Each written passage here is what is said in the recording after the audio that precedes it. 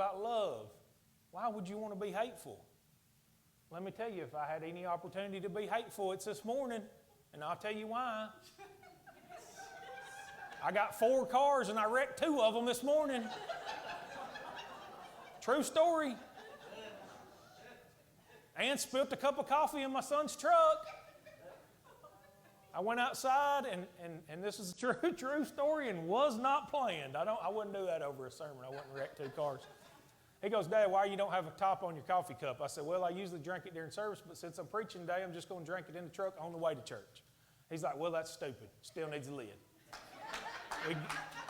Me and him got in the car, and I said, well, we'll go pick up Brina because Josie's not ready. Set the coffee cup on the console, put it in reverse. The thing goes to beeping. And I do everything about 100%. And I looked up, and my car was behind his car, and I slammed on the brakes, and when I didn't mess either car up. I did bump my car a little bit, spilled the whole cup of coffee basically in his lap because he was in the back, all in his truck. Well, he wasn't too happy either that I spilled all the coffee in his truck. And so I went inside, and I said, well, we just had a catastrophe. And Jenny Ann's like, what happened? I said, well, I wrecked 2 cars and spilled coffee all over the place.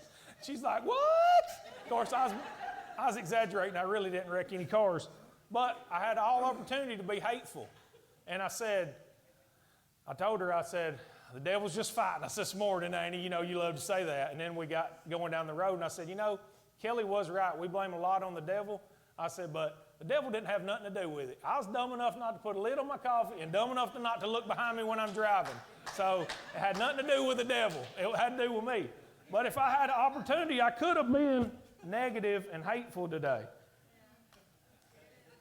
But, you're still out there, and you're casting the things, whatever you're around, whatever you're doing, you're casting it away. Lack of faith and idolatry. You want to cast that on somebody? Well, you've been on your phone since we got here, all through dinner. I'd call you a screenager. That's what we call them, screenagers. That could turn into an idol.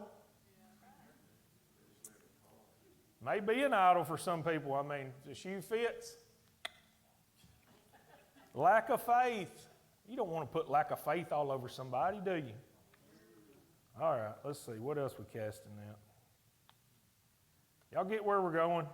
People, you are literally casting these things on people. That wasn't intentional. Pride and anger. Anger.